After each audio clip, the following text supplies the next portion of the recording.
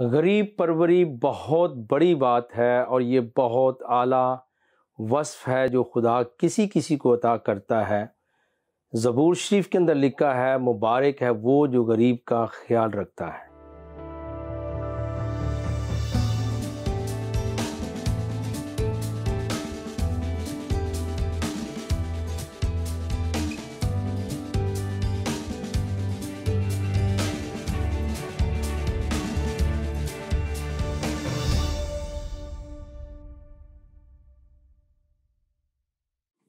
ناظرین اکرام، میں ہوں آپ کا میزبان پاسٹر صدیق پال، پروگرام دوستی کا ہاتھ بھائی صدیق کے ساتھ آپ سبوں کی خدمت میں السلام علیکم اور سلام اور دعائے خیر بھی، تاکہ آج کے پروگرام میں آپ جہاں پر بھی اس کو ملاحظہ کریں گے ہم ایک دوسرے کے لیے باعث برکت ہوں۔ ہمارا سلسلہ گفتگو رمضان اسپیشل کے عنوان سے چل رہا تھا پچھلے ہفتوں میں، اور آج بھی ہم اس گفتگو کو آگے بڑھائیں گے۔ اور پچھلے ہفتے میں ہم نے جو ہے روزے کے متعلق بہت ساری باتوں کو سنا تھا کہ اس کی فرضیت کا عالم کیا تھا، کیسے فرض ہوا۔ پھر آخر میں ہم نے حضرت عمر کی زبانی ایک حدیث کو کوٹ کیا تھا تفہیم القرآن کے حوالے سے، کہ انہوں نے 2 موقعوں پر پیغمبر اسلام کا ارشاد بیان کیا کہ انہوں نے کہا کہ آج روزے کو توڑ دو کیونکہ یوم قتال ہے، اور وہ جنگ بدر اور پھر فتح مکہ کا موقع تھا۔ میں اکثر کہتا ہوں کہ دین کا کوئی بھی سوال ہو اس کا مختصر جواب آپ نہ دیجیے۔ اکثر میرے پاس بھی ٹیلی فون کالز آتی ہیں۔ ابھی کئی ہفتے پہلے جو ہے وہ UK سے کال آئی، تو وہ صاحب بہت ہی جلدی میں کہتے ہیں مختصر جواب دے دیں، تو میں نے ان کو یہی عرض کیا تھا کہ دین کے سوال کا کبھی بھی مختصر جواب نہ دیں، وہ مزید کنفیوژن اور پریشانی کو پیدا کرتا ہے، وہ لوگوں کے ذہن کو اور جو ہے وہ پریشانی میں لے جاتا ہے، ان کو کلیئرٹی نہیں ہوتی ہے۔ اس لیے دین کا معاملہ جب بھی آئے، کوئی سوال بھی ہو، کوشش کریں کہ آپ پوری طرح سے رہنمائی کریں اور سوال پوچھنے والے کی تسلی و تشفی بھی ہو، اور پھر وہ مزید فرسٹریشن کا شکار نہ ہو، لا علمی میں نہ جائے، بلکہ اس کے سوال کا جواب دیا جانا چاہیے۔ اسی طرح روزوں کے تعلق سے بہت سارے احکامات اور بھی احادیث میں اور اسلامی کتب کے اندر موجود ہیں، جن میں سے میں نے ایک حدیث قدسی کا حوالہ دیا تھا اپنے پچھلے پروگرامز کے اندر، کہ اللہ کی ذات کہتی ہے کہ روزہ میرے لیے اور میں اس کا اجر ہوں۔ اور پھر روزے دار کی منہ کی جو سمیل ہے، بظاہری طور پر دوسرے انسان کو تو بدبو لگتی ہے، بیڈ سمیل ہوتی ہے، لیکن اس کے متعلق ہے کہ اللہ کو وہ جو بیڈ سمیل ہے وہ بہت پسند ہے، اور وہ لوگ جنت میں جائیں گے، وہ تقوی اختیار کریں گے، یعنی وہ پرہیزگار ہو جائیں گے۔ تو بہت سارے اوصاف اور بہت ساری خوبیاں جو ہیں، بہت سارے فضائل جو ہیں وہ روزے کے احادیث کے اندر بیان کیے گئے ہیں۔ اور یاد رکھیے کہ اسلامی دنیا کے اندر 2 معتبر چیزیں مانی جاتی ہیں، ایک کا نمبر 1 ہے اور دوسری کا نمبر 2 ہے۔ نمبر 1 پہ الٹیمیٹلی جو ہے وداؤٹ اینی ڈاؤٹ اسلامی عقیدے اور مذہب کے مطابق وہ قرآن شریف ہے، اور دوسرے جو ہے وہ سنت رسول اکرم ہے، یعنی پیغمبر اسلام کی سنت اور آپ کی احادیث جو ہیں، آپ نے جو ارشاد فرمائے ہیں اپنے ماننے والوں کے لیے، ان کے متعلق بھی اسلامی تعلیمات یہ بتاتی ہیں کہ قرآن شریف کو بھی ماننا ہے اور پھر سنت رسول کے اوپر بھی عمل کرنا۔ روزے کے تعلق سے رمضان اسپیشل میں ہم بہت موقعوں پر جو ہے وہ غلط فہمی کا شکار ہو جاتے ہیں کہ ہم نے روزہ رکھا ہے، ہم کاروبار نہیں کریں گے، جیسے میں نے کہا کہ بعض لوگ جو ہے لوگوں پر ظلم کرتے ہیں، ان سے کام لیتے ہیں، خود سوتے ہیں، تو یہ صحیح روزہ نہیں ہے، یہ روزے کی صحیح روح نہیں ہے۔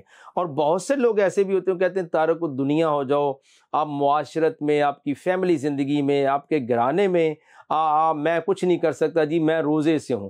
تو چند احادیث میں اس پروگرام میں آپ کے ساتھ شیئر کر رہا ہوں باحوالہ۔ آپ جب ان احادیث کو سنیں گے تو آپ کو پیغمبر اسلام کی زندگی کا پتہ چلے گا کہ یقینی طور پر وہ بھی روزے رکھتے ہوں گے، کیونکہ قرآن کا تعلق صاحب اسلام کے ساتھ ہے، صاحب قرآن کے ساتھ ہے۔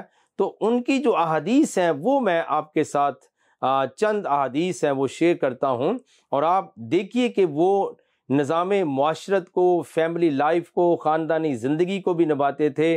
اور نہ صرف احادیث کے اندر ہے بلکہ میں پہلے آپ کو کوٹ کر دوں قرآن شریف سے کہ جو ہماری خاندانی زندگی ہے، جب روزہ ہوتا ہے، ماہ رمضان ہوتا ہے، تو حکم جو ہے وہ کس طرح سے ہے.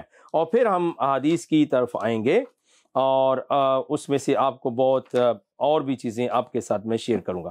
یہ سورہ البقرہ کی آیت نمبر 187 ہے، 187. اس میں یہ لکھا گیا ہے کہ روزوں کی راتوں میں تمہارے لیے اپنی عورتوں کے پاس جانا جائز کر دیا گیا ہے، وہ تمہاری پوشاک ہیں اور تم ان کی پوشاک ہو. تو خدا کو معلوم ہے کہ تم ان کے پاس جانے سے اپنے حق میں خیانت کرتے تھے، تو اس نے تم پر مہربانی کی اور تمہاری حرکات سے درگزر فرمائی ہے. اب تم کو اختیار ہے کہ ان سے مباشرت کرو. فالآن باشروہن، کہ یہ جو ہے مباشرت کا عمل جو ہے وہ قرآن میں بیان کیا گیا ہے کہ آپ اپنی عورتوں کے ساتھ مباشرت کر سکتے ہو. روزوں کی راتوں میں تمہارے لیے اپنی عورتوں کے پاس جانا جائز کر دیا گیا ہے. تو یہ لفظ جو استعمال ہوا ہے مباشرت کے لیے، وہ باشروہن کا لفظ استعمال ہوا ہے. اور اس کی جو انگلش ٹرانسلیشن ہے، so hold intercourse with them and seek that which Allah hath ordained for you and eat and drink until the white thread becomes distinct to you from the black thread of the dawn. تو یہ پورا حکم ہے کہ جو ازدواجی تعلقات ہیں میاں بیوی کے، وہ آپ روزے جب ہوتے ہیں اور رات کو آپ نبھا سکتے ہیں. تو چند احادیث جو ہے وہ میں آپ کے ساتھ شیئر کرتا ہوں. پہلی جو چند احادیث میں شیئر کروں گا ان کا تعلق بخاری شریف کے ساتھ ہے. اور بخاری شریف کے متعلق اگر آپ جانتے ہیں تو بہت اچھی بات ہے ناظرین، لیکن میں آپ سے بتانا چاہتا ہوں کہ بخاری شریف کے دباچے میں یہ بات لکھی ہوئی کہ اصل الکتاب بعد القرآن، یعنی قرآن شریف کے بعد جو صحیح ترین احادیث کی کتاب ہے وہ بخاری شریف ہے. تو بخاری شریف جلد اول ہے اور پیج نمبر اس کا 826 سے لے کر 827 تک ہے. اور مختلف پریس سے چھپنے والی بخاری شریف کے پیجز میں فرق ہو سکتا ہے، لیکن یہ حدیث وہاں پر موجود ہے. حضرت عائشہ روایت کرتی ہیں، یہ پیغمبر اسلام کی بیوی تھیں. حضرت عائشہ روایت کرتی ہیں کہ حضور بوسہ لیتے اور مباشرت کرتے اور آپ روزہ سے ہوتے تھے. یہ کلیئر کٹ الفاظ ہیں کہ حضرت عائشہ بیان کر رہی ہیں کہ حضور بوسہ لیتے اور مباشرت کرتے تھے اپنی بیویوں سے اور آپ روزہ سے ہوتے تھے. کان النبی یقبلو، یعنی چومتے تھے، کس کرنا یا چومنا یا بوسہ لینا، ویباشرہ فہو صائم، کہ مباشرت کرتے تھے اور آپ روزے سے ہوتے تھے. اب کبھی کبھی ہمارا جو دین ہوتا ہے وہ کلچر کے نیچے دب کے رہ جاتا ہے، اور جب ہم دین کی سچائیوں کو بیان نہیں کرتے ہیں پھر دین سمجھ میں نہیں آتا ہے. وہ محض کئی لوگ اس کے اوپر اجارہ داری قائم کر رہتے ہیں، یعنی ان کی مرضی ہے کوئی بات سنائے کوئی نہ سنائے. حالانکہ پیغمبر اسلام کا یہ حکم ہے کہ جس نے کوئی میری بات سنی اور اس نے اگلے انسان تک نہیں پہنچائی ہے تو اس نے نیکی کا کام نہیں کیا ہے. تو یہ حدیث بیان کری بخاری شریف کی کہ حضرت عائشہ فرماتی ہیں کہ کہا کہ حضور بوسہ لیتے، مباشرت کرتے اور آپ روزے میں ہوتے تھے. کان النبی یقبلو و یباشرو وہو صائم، یعنی وہ روزے کی حالت میں ہوتے تھے.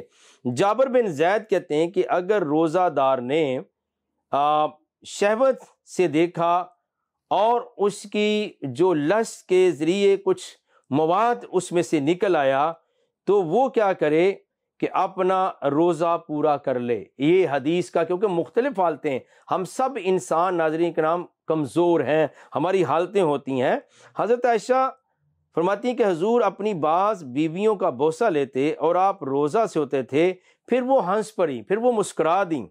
اور حضرت زینب جو ام سلمہ کی بیٹی نے کہا کہ ایک بار ایسا ہوا، میں اور حضور پیغمبر اسلام ایک چادر میں آرام فرما رہے تھے، لیٹے تھے، اور مجھے جو ہے وہ حیض آ گیا اور میں چپکے سے بھاگ نکل گئی، یعنی عورتوں کی خاص حالت میرے ساتھ وارد ہوگی۔ آپ نے پوچھا کیا ہوا، حیض آ گیا؟ میں نے کہا ہاں۔ پھر آ کر آپ کے ساتھ گھس گئی، پھر ایک برتن سے غسل کیا اور حضور روزہ میں ان کا بوسہ کیا کرتے تھے۔ بخاری شریف جلد اول پیج نمبر 826 سے 827۔ پھر ایک اور حدیث ہے بخاری شریف کی جلد اول کی اور پیج نمبر 830 سے لے کر 831 تک ہے، 830 سے 831 تک۔ اگر روزہ دار قصدن جمع کرے یعنی انٹرکورس کرے تو خیرات کرے، اور وہ خیرات کا کھانا اپنے گھر والوں کو بھی کھلا سکتا ہے۔ تو یہ بھی ایک حدیث شریف ہے۔ اور پھر صحیح مسلم کے اندر جو ہے وہ احادیث بھی آئی ہیں۔ حضرت عائشہ ہی سے روایت ہے کہ آپ اپنی بیوی کا بوسہ لیتے اور روزے سے ہوتے تھے، حضور مباشرت کر دے اور روزے سے ہوتے تھے۔ یہ بھی بخاری صحیح مسلم کی حدیث ہے۔ حضرت عائشہ سے ایک اور حدیث بھی مروی ہے کہ مسروق نے پوچھا حضور روزہ میں مباشرت کرتے تھے؟ انہوں نے کہا ہاں۔ تو مسروق ان سے پوچھتے ہیں حضرت عائشہ سے کہ حضور کا فعل کیا تھا، عمل کیا تھا، کیا روزے کی حالت میں وہ مباشرت کرتے تھے؟ انہوں نے کہا جی ہاں۔ تو یہ صحیح مسلم ہے، جلد نمبر 3 ہے، صفحہ نمبر 113 سے 114 ہے۔ میں اپنی طرف سے کوئی بات نہیں ناظرین کرام شیئر کر رہا، میری ہمیشہ عادت رہی ہے، آپ سنتے ہیں پروگرام کو، دیکھتے ہیں، ملاحظہ کرتے ہیں کہ میں ہمیشہ باحوالہ گفتگو کرنے کا قائل ہوں، خواہ وہ اسلام کی طرف سے ہو اور خواہ بائبل مقدس کی طرف سے ہو۔ پھر جامعہ ترمذی جو ہے اس کی جلد اول ہے اور صفحہ نمبر 274 ہے۔ اس میں بھی حضرت عائشہ سے روایت ہے کہ حضور بوسہ لیتے اور مباشرت کرتے تھے۔ پھر ایک اور حدیث ہے کہ حضرت عائشہ روزے میں ان کا، حضرت عائشہ فرماتی ہیں کہ حضور روزہ میں ان کا بوسہ لیتے اور زبان چوستے تھے تو جو رال اندر جاتی ہوگی۔ یہ بھی ایک حدیث ہے کہ حضرت عائشہ فرماتی ہیں کہ وہ ان کا بوسہ لیتے اور زبان چوستے تھے۔ حضرت ابو ہریرہ ایک شخص نے حضور سے پوچھا کہ روزہ دار کو مباشرت کرنا کیسا ہے؟ آپ نے اس کو اجازت دی۔ یہ بھی ایک حدیث ہے، سنن ابو داؤد کے اندر اس کی جلد دوم کے اندر یہ حدیث ہے، پیج نمبر 245 سے 247 تک ہے کہ حضرت ابو ہریرہ جن سے زیادہ حدیثیں مروی ہیں، بیان ہوئی ہیں، ایک شخص نے حضور سے پوچھا کہ روزہ دار کو مباشرت کرنا کیسا ہے؟ آپ نے اس کو اجازت دی۔ پھر دوسرا آیا تو آپ نے اس کو منع کیا۔ جس کو اجازت دی وہ بوڑھا تھا اور جس کو منع کیا وہ جوان تھا۔ تو اب یہ حدیث جو ہے یہ سنن ابو داؤد شریف میں ہے، جلد نمبر 2 ہے، صفحہ نمبر 245 سے 247 تک ہے کہ حضرت ابو ہریرہ روایت کرتے ہیں کہ ایک شخص نے حضور سے پوچھا کہ روزے دار کو کیا مباشرت یا ازدواجی تعلقات نبھا دینے چاہیے؟ آپ نے اس کو اجازت دی۔ پھر دوسرا آیا تو اس کو منع کیا۔ اب حدیث یہ بیان کرتی کہ جس کو اجازت دی تھی وہ بوڑھا تھا اور جس کو منع کیا وہ جوان تھا۔ پھر سنن ابو داؤد شریف کے اندر جلد دوم کے اندر صفحہ نمبر 265 سے لے کر 270 میں جیسے ہم نے پیر اور جمعرات کا روزہ یہودی جو کٹر یہودی تھے وہ رکھتے تھے اور اس کی وہ مثالیں دیا کرتے تھے، اپنا مذہبی پن لوگوں پر ظاہر کیا کرتے تھے، تو سنن ابو داؤد شریف کے اندر جلد دوم کے اندر پیر اور جمعرات کے روزے کا بھی بیان ہے۔ اچھا، سنن نسائی شریف جو ہے وہ جلد دوم ہے اور اس کا صفحہ نمبر 32 سے 35 ہے۔ سنن نسائی شریف جلد دوم ہے اور صفحہ نمبر 32 سے 35 تک میں یہ بات آئی ہے کہ رمضان میں شیطان باندھ دیے جاتے ہیں، یعنی شیطان باندھ دیے جاتے ہیں۔ اور شیطان جو ہے اگر عام طریقے سے سمجھا جائے تو وہ ایک ایول اسپرٹ ہے، وہ ایک بد روح ہے، بری روح ہے، جس کا کام لوگوں کو تخریب کاری میں مبتلا کرنا ہے، ان کی پاکیزگی کو زائل کرنا ہے۔ تو اس حدیث میں ہے کہ رمضان میں شیطان باندھ دیے جاتے ہیں۔ ایک حوالہ میں چاہتا ہوں کہ ان روحانی طاقتوں کے ساتھ نمٹنے کا جو مسئلہ ہے وہ بائبل مقدس نے اناجیل شریف کے حصے میں کس طرح سے بیان کی گیا ہے، وہ ہم دیکھتے ہیں کہ کیا بیان خداوند کے کلام نے دیا ہے کہ کس طرح سے ان ساری چیزوں کے اوپر جو ہے ہم غالب آ سکتے ہیں اور ان کا ہم مقابلہ کر سکتے ہیں۔ اور یقینی طور پر یہ افیسیوں کی کلیسیا کے نام مقدس پولس رسول کا خط ہے، اور 6 باب اور اس کی 10ویں آیت سے میں پڑھ رہا ہوں۔ یعنی جو جسمانی طاقتیں، ان کا ہم جسمانی طور پہ مقابلہ کر سکتے ہیں، لیکن روحانی جو فورس ہے، جس لائک ابلیس ہے، شیطان ہے، اس کا مقابلہ ہم روح کے ساتھ کر سکتے ہیں۔ تو انجیل شریف نے اس راز سے پردہ اٹھایا کہ یہ مقابلہ کیسے ہے، اور حدیث شریف ہم نے یہ سنی تھی کہ رمضان میں شیطان باندھ دیے جاتے ہیں۔ افسیوں کے نام پولس رسول کا خط 6 باب 10ویں آیت سے، غرض خداوند میں اس کی قدرت کے زور میں مضبوط بنو، خدا کے سب ہتھیار باندھ لو تاکہ تم ابلیس کے منصوبوں کے مقابلہ میں قائم رہ سکو، کیونکہ ہمیں خون اور گوشت سے کشتی نہیں کرنا ہے، بلکہ حکومت والوں، اختیار والوں اور اس دنیا کی تاریکی کے حاکموں اور شرارت کی ان روحانی فوجوں سے جو آسمانی مقاموں میں ہیں۔ اس واسطے تم خدا کے سب ہتھیار باندھ لو تاکہ برے دن میں مقابلہ کر سکو اور سب کاموں کو انجام دے کر قائم رہ سکو۔ اب وہ ہتھیار کیا ہیں؟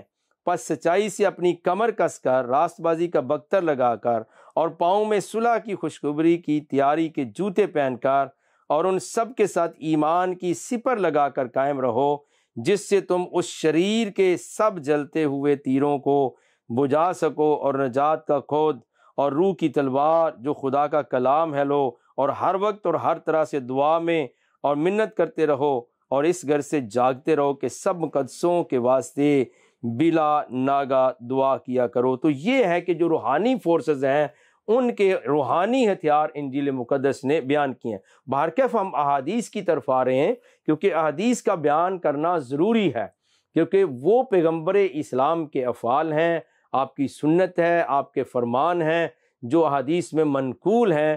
اور رمضان اسپیشل کے اندر چونکہ قرآن کا حصہ بھی آیا، انجیل شریف کے حصوں کو بھی ہم نے دیکھا روزے کی مناسبت سے، پھر زبور شریف، صحائف انبیاء میں، اور پھر تورات شریف میں مسیح، اور احادیث کے جو بیانات ہیں وہ بھی آپ کے سامنے۔ سنن نسائی جلد 2 اور اس کے 95 پیج پہ لکھا ہے، حضرت داؤد کا روزہ ایک دن روزہ ہوتا تھا اور ایک دن افطار، یعنی ایک دن کا وہ روزہ رکھتے تھے اور دوسرے دن وہ افطار، یا یوں سمجھ لی ایک دن کا روزہ اور دوسرے دن روزہ نہیں ہوتا تھا، اس دن وہ روزہ نہیں رکھتے تھے۔ پھر ایک بہت اچھی کتاب ہے حدیث کی، اس کا نام مشکات شریف ہے، اور جلد اس کی 1 ہے، یعنی پہلی جلد ہے، اور صفحہ نمبر 473 ہے۔ مشکات شریف کی حدیث ہے، اور یہ کتاب اور اس کا جو والیوم ہے، جو جلد ہے، وہ 1 ہے، اور صفحہ نمبر 473 ہے۔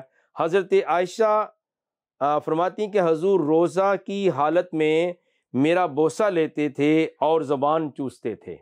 یہ حضرت عائشہ حدیث بیان فرما رہی ہیں کہ حضور روزہ کی حالت میں میرا بوسہ لیتے تھے اور میری زبان چوستے تھے۔ مشکات شریف جلد اول اور صفحہ نمبر ہے 473۔ پھر سنن ابن ماجہ، یہ سیاہ ستہ کی کتابوں میں سے ہے، یعنی ایسا درجہ جو پہلی صحیح 6 ترین کتابوں میں ملا، جن کا اول مقام بخاری اور مسلم کا ہے، پھر ابو داؤد ہے، ترمذی ہے، نسائی شریف ہے، اور ابن ماجہ کا حوالہ میں آپ کے ساتھ شیئر کر رہا ہوں۔ اور سنن ابن ماجہ شریف جلد نمبر 1 ہے، یعنی اول جلد 1 نمبر جلد ہے، اور پہلی جلد، اور صفحہ نمبر ہے 835 سے لے کر 836 تک۔ حضرت عائشہ فرماتی ہیں کہ حضور روزہ میں بوسہ لیتے اور مباشرت کرتے تھے۔ یہ حضرت عائشہ فرمانی کہ حضور یقبلو، یعنی آپ بوسہ بھی لے لیتے تھے، وہ یباشرو، اور اسی طرح کی حدیث ہم نے پہلے بھی بخاری شریف میں لائے کہ وہ صائم، آپ روزے کی حالت میں ہوتے تھے اور آپ بوسہ بھی لیتے تھے اور مباشرت بھی کرتے تھے۔ تو یہ ہم نے ناظرین کرام پورا تفصیل کے ساتھ جو ہے ہم نے رمضان اسپیشل کے عنوان سے پروگرام کیے ہیں، تاکہ روزے کا جو حکم ہے وہ کیا ہے، روزے کا معنی کیا ہے، اس کا مقصد کیا ہے، اور پھر روزے کے آداب کیا ہیں، اور پھر روزے کی فرضیت کا کیا معاملہ ہے کہ قرآن شریف جن چیزوں کو بیان کرتا ہے۔ لیکن اس سارے پروگرام جو آپ نے دیکھے ہیں، ملاحظہ کیے ہیں، اگر گفتگو آپ کو یاد ہوگی تو اس کا حل کیا ہے؟ حل یہ ہے کہ جو قرآن شریف نے آیت بتائی تھی کہ ہر امت کے لیے ہم نے ایک شریعت، ایک طریقہ، ایک دستور قائم کر دیا ہے، ان کا قربانی کا طریقہ علیحدہ ہے، ان کی عبادات علیحدہ ہو سکتی ہیں، تو ہم نے ابتدان میں جو پہلا پروگرام تھا، افتتاحی پروگرام تھا رمضان اسپیشل کا، اس کے اندر عرض کیا تھا کہ ضروری نہیں جس طریقے پر یا جس طریقے پر آپ عبادت کرتے ہیں اس پہ ساری دنیا کرے، یا دوسری بات ہے کہ جو آپ کا مذہب آپ کو بتاتا ہے، جو آپ کا عقیدہ آپ کو بتاتا ہے، ضروری نہیں کہ آپ لوگوں پر لاگو کریں۔ ہاں، ایک بات زبردست ہے کہ آپ لوگوں کے سامنے اپنا پروگرام پیش کر سکتے ہیں، آپ اپنی دعوت جیسے قرآن شریف کی آیت میں نے بتائی تھی حکمت کے ساتھ اور دانش مندی کے ساتھ پیش کریں، لڑائی جھگڑے ٹیرر دہشت کے ساتھ نہیں، کسی کو دبانے کے ساتھ نہیں کہ اگر کوئی نان مسلم ہے مسلمان نہیں تو اس کو زبردستی، اور ایسی خبریں ہم سنتے بھی ہیں، لوگوں کے ساتھ ظلم ہوتے ہیں، پریشانی ہوتی ہے، وہ نہیں ہونا چاہیے، بلیک میلنگ نہیں ہونی چاہیے، کیونکہ اگر مذاہب کے ماننے والے لوگ یہ باتیں کریں گے تو پھر جو گنڈا گرد لوگ ہیں، جو بری دنیا کے لوگ ہیں، ان کے متعلق ہم کیسے کہہ سکتے ہیں کہ وہ برائی کرتے ہیں؟ تو حقیقت یہ ہے اور حق یہ ہے کہ ہم اپنا پروگرام رکھیں اور کسی کو کمپیل نہیں کریں، کسی کے اوپر آپ دھونس اور جو جبر ہے اور ظلم اور ستم روانہ رکھیں، بلکہ اپنی بات کو کہیں۔ میں انجیل مقدس میں سے آپ کے ساتھ ایک آیت شیئر کرتا ہوں، اور اس کو ارشاد اعظم کے نام سے مسیحی ورڈ کے اندر یاد کیا جاتا ہے، یعنی حضور یسوع المسیح کا عظیم ترین حکم جو آپ نے دیا ہے۔ میں آپ کے ساتھ پڑھ کے اس کی تلاوت کرتا ہوں تاکہ آپ سن سکیں کہ خداوند یسوع مسیح نے جو ہے وہ اپنے پروگرام کو، اپنی دعوت کو کن الفاظوں کے ساتھ جو ہے اپنے شاگردوں کے سپرد کیا اور ان کو حکم کیا۔ یہ متی کی انجیل شریف کا حوالہ ہے، اس کا آخری باب ہے 28واں باب، اور اس کی 16ویں آیت سے میں آپ کے ساتھ تلاوت کر رہا ہوں۔ اور 11 شاگرد گلیل کے اس پہاڑ پر گئے جو یسوع نے یعنی جیزس کرائسٹ نے، المسیح نے ان کے لیے مقرر کیا تھا، اور انہوں نے اسے دیکھ کر سجدہ کیا، مگر بعض نے شک کیا۔ یسوع نے پاس آ کر ان سے باتیں کیں اور کہا کہ آسمان اور زمین کا کل اختیار مجھے دیا گیا ہے، پس تم جا کر سب قوموں کو شاگرد بناؤ اور ان کو باپ اور بیٹے اور روح القدس کے نام سے بپتسمہ دو، اور ان کو یہ تعلیم دو کہ ان سب باتوں پر عمل کریں جن کا میں نے تم کو حکم دیا، اور دیکھو میں دنیا کے آخر تک ہمیشہ تمہارے ساتھ ہوں۔ تو یہ ہے وہ دعوت کا طریقہ کہ آپ سیدنا حضور المسیح نے اپنے شاگردوں کو کہا کہ آپ کو کسی کے ساتھ جو ہے وہ جبر اور زیادتی کرنے کی ضرورت نہیں ہے، بلکہ آپ جا کر کیا کریں، سب قوموں کو شاگرد بنائیں، اپنا پروگرام جو ہے اپنی دعوت ان کو دیں، لیکن کسی کے ساتھ یہ نہیں کہ آپ زیادتی کریں یا ان کو جبراً ماننے پہ مجبور کریں۔ ایسی کوئی تعلیم جو ہے وہ کارگر ثابت نہیں ہو سکتی، بلکہ اس کا الٹا ہی نتیجہ ملے گا، اور ایک دن کیا ہو جائیں گے کہ لوگ جو ہیں وہ مذہب سے باغی ہوتے چلے جائیں گے۔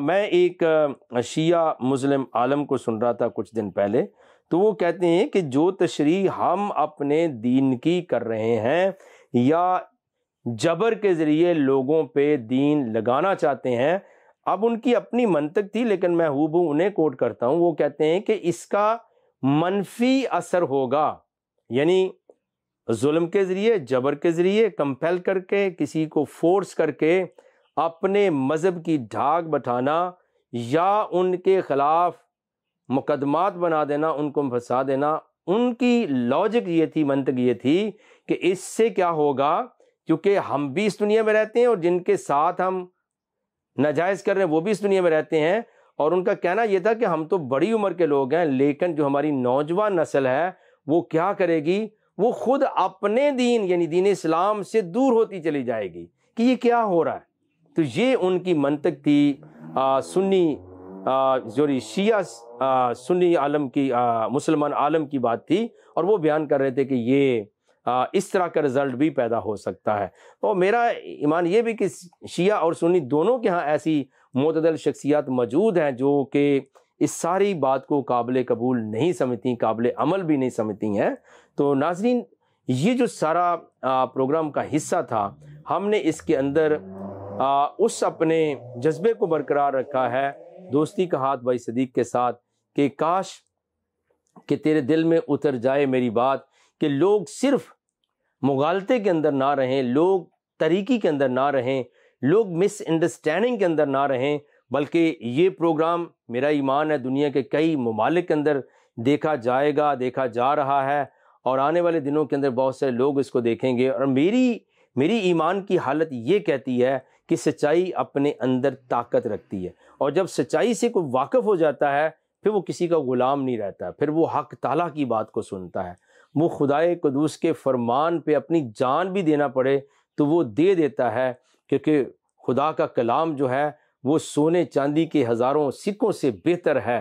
اور جتنی ہم نے گفتگو کی ہے رمضان اسپیشل کے ان پروگرامز کے اندر، ان کا ایک ہی مقصد تھا کہ ہمیں اچھے طریقے سے پتہ چلے، اور دوسرا مقصد یہ تھا کہ میرے ناظرین اکرام جو خود سے کتابیں پڑھیں، خود سے مذاہب کی کتابیں پڑھنا شروع کر دیں حوالوں کے ساتھ، ٹرانسلیشن کے ساتھ، اور سمجھنا شروع کریں کہ کون سی باتیں آج تک ہیڈن رکھی گئی ہیں۔ اور میں یہ پورے وثوق سے، پورے ایمان سے کہہ رہا ہوں، بہت ساری باتیں ہیں اس رمضان اسپیشل کے عنوان میں، کئی پروگرام نے ہم نے کیے ہیں کہ بہت ساری ایسی باتیں جو آپ نے کبھی نہیں سنی ہوں گی۔ اچھا، اب قصور کس کا ہے، سنانے والوں کا یا سننے والوں کا؟